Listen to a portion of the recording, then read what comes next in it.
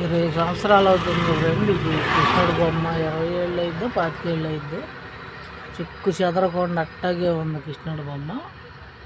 అదా సంవత్సరం దానికి పెయింటింగ్ లేపిస్తారు. అంటే బొమ్మ ఏమీ చెక్కు చెదరకుండా ఉందంటున్నా నేను. దాని జోలికి ఎవరు వెళ్ళరు.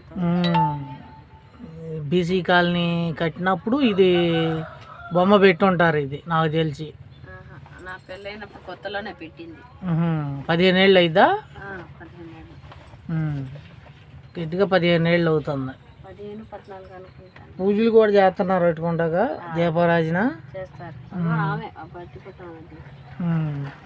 అంటే ఇక్కడ యాదవులు ఉన్నారు కావాలి, అందుకని కృష్ణుడు విగ్రహం పెట్టారు.